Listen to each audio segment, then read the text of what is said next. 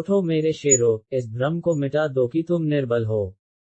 तुम एक अमर आत्मा हो, स्वच्छंद जीव हो, धन्य हो, सनातन हो। तुम तत्व नहीं हो, तत्व तुम्हारा सेवक है, तुम तत्व के सेवक नहीं हो। मुझे गर्व है कि मैं एक ऐसे धर्म से हूँ जिसने दुनिया को सहनशीलता और सार्वभौमिक स्वीकृति का पाठ पढ़ाया है। हम सिर्फ सार्वभौमिक सहनशीलता में ही विश्वास नहीं रखते, बल्कि हम विश्व के सभी धर्मों को सत्य के रूप में स्वीकार करते हैं। यदि परिस्थितियों पर आपकी मजबूत पकड़ है तो जहर उगलने वाला भी आपका कुछ नहीं बिगाड़ सकता। हर काम को 3 अवस्थाओं से गुजरना होता है: उपहास, विरोध और स्वीकृति। पवित्रता, धैर्य और दृढ़ता, ये तीनों सफलता के लिए आवश्यक है, लेकिन इन सबसे ऊपर प्यार है। अनेक देशों में भ्रमण करने के पश्चात मैं इस निष्कर्ष पर पहुंचा हूं कि संगठन के बिना संसार में कोई भी महान एवं स्थायी कार्य नहीं किया जा सकता। यह मत भूलो कि बुरे विचार और बुरे कार्य तुम्हें पतन की ओर ले जाते हैं।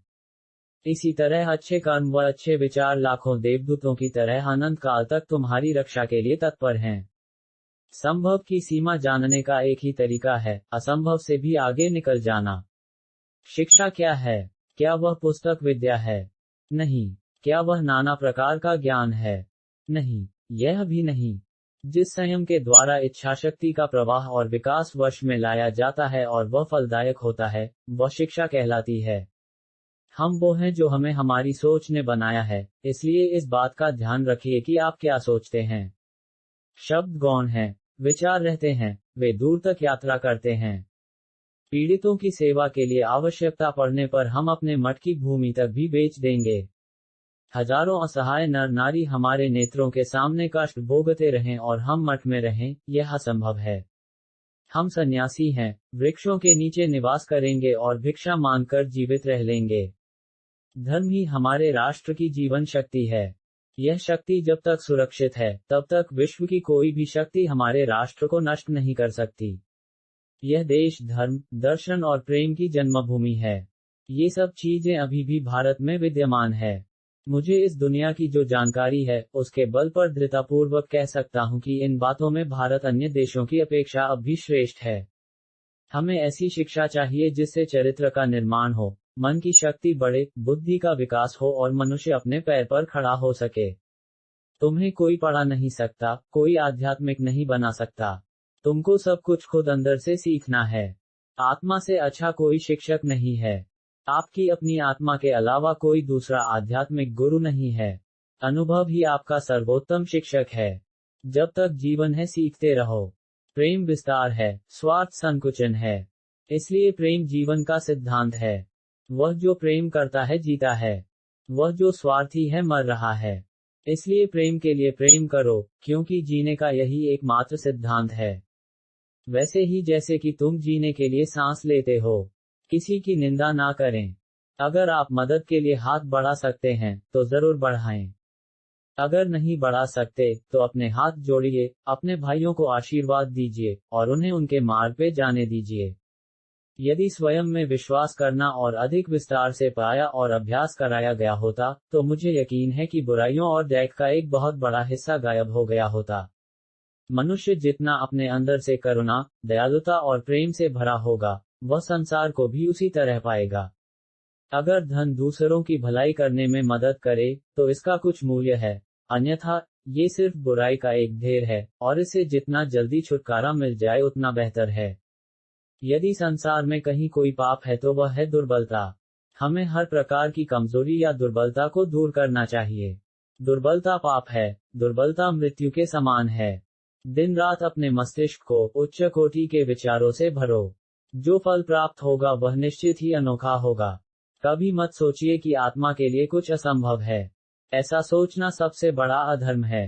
अगर कोई पाप है, तो वो यही है, ये मानते हैं तो आप कमजोर ही होंगे। और यदि आप स्वयं को मजबूत सोचते हैं तो आप मजबूत हो जाएंगे। केवल उन्हीं का जीवन है जो दूसरों के लिए जीते हैं। अन्य सब तो जीवित होने से अधिक मृत हैं। जितना बड़ा संघर्ष होगा, जीत उतनी ही शानदार होगी। उठो, जागो और जब तक लक्ष्य की प्राप्ति ना हो जाए तब तक मत रुको। एक समय में एक काम करो, और ऐसा करते समय अपनी पूरी आत्मा उसमें डाल दो और बाकी सब कुछ भूल जाओ। दिन में कम से कम एक बार खुद से जरूर बात करें, अन्यथा आप एक उत्कृष्ट व्यक्ति के साथ एक बैठक गंवा देंगे। पढ़ने के लिए जरूरी है एकाग्रता। एकाग्रता के लिए जरूरी है ध्यान। ध्यान से ही हम इंद्रियों पर संयम रखकर एकाग्रता प्राप्त कर सकते हैं। जिस समय जिस काम के लिए प्रतिज्ञा करो, ठीक उसी समय पर उसे करना ही चाहिए, नहीं तो लोगों का विश्वास उठ जाता है। जहां दुर्बलता और जड़ता है, वहां क्षमा का कोई मूल्य नहीं, वहां युद्ध ही श्रेयस्कर है। जब तुम यह समझो कि सरलता से तुम विजय प्राप्त कर सकते हो, तभी क्षमा करना। संसार युद्ध क्षेत्र है। युद्ध करके ही अपना मार्ग साफ करो। जब लोग तुम्हें गाली दें तो तुम उन्हें आशीर्वाद दो। सोचो कि तुम्हारे झूठे दम को बाहर निकालकर वो तुम्हारी कितनी मदद कर रहे हैं। जिस तरह से विभिन्न स्रोतों से उत्पन्न धाराएं अपना जल समुद्र में मिला देती हैं, उसी प्रकार मनुष्य द्वारा चुना हर मार्ग, चाहे अच्छा हो या बुरा, भगवान तक जाता है। लगातार श्रम करना ही आपकी सफलता का साथी है, इसलिए श्रम को सकारात्मक बनाएं, विनाशक नहीं। श्रम एक अपराधी भी करता है, लेकिन उसका लक्ष्य सिर्फ किसी को नुकसान पहुंचाना या फिर किसी की जान लेना ही होता है। जिस शिक्षा से हम अपना जीवन निर्माण कर सके, मनुष्य बन सके, चरित्र गठन कर सके और विचारों की सामंजस्य कर सकें, वही वास्तव में शिक्षा कहलाने योग्य है। सत्य, प्राचीन अथवा आधुनिक, किसी समाज का सम्मान नहीं करता। समाज को ही सत्य का सम्मान करना पड़ेगा, अन्यथा समाज का विनाश हो जाएगा। सत्य ही हमारे सारे प्राणियों और समाजों का मूल आधार है, अतः सत्य कभी भी समाज के अनुसार अपना गठन नहीं करेगा। वही समाज सबसे श्रेष्ठ है, जहां सभी सत्यों को कार्य में परिवर्तित किया जा सकता है। शक्ति जीवन है, निर्बलता मृत्यु है। विस्तार जीवन है, संकुचन मृत्यु है। प्रेम जीवन है, द्वेष मृत्यु है। जो कुछ भी तुमको कमजोर बनाता है, शारीरिक, बौद्धिक या मानसिक, उसे जहर की तरह त्याग दो। वेदांत कोई पाप नहीं जानता, वो केवल त्रुटि जानता है। वेदांत कहता है कि सबसे बड़ी त्रुटि यह कहना है कि तुम कमजोर हो, तुम पापी हो, तुम एक तुच्छ प्राणी हो, तुम्हारे पास कोई शक्ति नहीं है, तुम ये नहीं कर सकते और तुम वो नहीं कर सकते। क्या तुम नहीं अनुभव करते कि दूसरों के ऊपर निर्भर रहना बुद्धिमानी नहीं है? बुद्धिमान व्यक्ति को अपने ही पैरों पर दृढ़तापूर्वक खड़ा होकर कार्य करना चाहिए। जो सत्य है, उसे साहसपूर्वक निर्भीक होकर लोगों से कहो। उससे किसी को कष्ट होता है या नहीं, इस पर ध्यान मत दो। जिस क्षण मैंने ईश्वर को हर इंसान में बैठे महसूस किया है, उसी क्षण से मैं हर इंसान के सामने सम्मान से खड़ा होता हूं और उनमें ईश्वर को देखता हूं। कोई व्यक्ति कितना ही महान क्यों न हो, आंखें मूंद कर उसके पीछे न चलिए। यदि ईश्वर की ऐसी ही मंशा होती तो वह हर प्राणी को आंख, नाक, कान, मुंह, मस्तिष्क आदि क्यों देता? हम जितना ज्यादा बाहर जाएं और दूसरों का भला करें, हमारा हृदय उतना ही ज्यादा शुद्ध होगा और परमात्मा उसमें बसेंगे। कुछ मत पूछो, बदले में कुछ मत मांगो। जो देना है वो दो, वो तुम तक वापस आएगा। परंतु उसके बारे में अभी मत सोचो। किसी दिन, जब आपके सामने कोई समस्या ना आए, आप सुनिश्चित हो सकते हैं कि आप गलत मार्ग पर चल रहे हैं। जब तक मनुष्य के जीवन में सुख दुख नहीं आएगा, तब तक मनुष्य को यह एहसास कैसे होगा कि जीवन में क्या सही है और क्या गलत है? जब कभी भारत के सच्चे इतिहास का पता लगाया जाएगा, तब यह संदेश प्रमाणित होगा कि धर्म के समान ही विज्ञान, संगीत, साहित्य, गणित, कला आदि में भी भारत समग्र संसार का आदि गुरु रहा है। जो तुम सोचते हो वो हो जाओगे। यदि तुम खुद को कमजोर सोचते हो, तुम कमजोर हो जाओगे। अगर खुद को ताकतवर सोचते हो, तुम ताकतवर हो जाओगे। हम जो बोते हैं वो काटते हैं। हम स्वयं अपने भाग्य के विधाता हैं। हवा बह रही है, वो जहाज जिनके पाल खुले हैं, इससे टकराते हैं और अपनी दिशा में आगे बढ़ते हैं, पर जिनके पाल बंधे हैं हवा को नहीं पकड़ पाते। क्या यह हवा की गलती है? हम खुद अपना भाग्य बनाते हैं। बाहर की दुनिया बिल्कुल वैसी है जैसा कि हम अंदर से सोचते हैं। हमारे विचार ही चीजों को सुंदर और बदसूरत बनाते हैं। पूरा संसार हमारे अंदर समाया हुआ है, बस जरूरत है चीजों को सही रोशनी में रखकर देखने की। सौंदर्य और यौवन का नाश हो जाता है, जीवन और धन का नाश हो जाता है, नाम और यश का विनाश हो जाता है, पर्वत भी चूर चूर होकर मिट्टी हो जाते हैं। मित्रता और प्रेम ही नश्वर है, एकमात्र सत्य ही चिरस्थायी है। तुम मुझे पसंद करो या मुझसे नफरत, दोनों ही मेरे पक्ष में हैं। क्योंकि अगर तुम मुझको पसंद करते हो तो मैं आपके दिल में हूँ, और अगर तुम मुझसे नफरत करते हो तो मैं आपके दिमाग में हूँ, पर रहूंगा आपके पास ही। हम में से प्रत्येक को यही विश्वास रखना चाहिए कि संसार के अन्य सभी लोगों ने अपना कार्य संपन्न कर डाला है।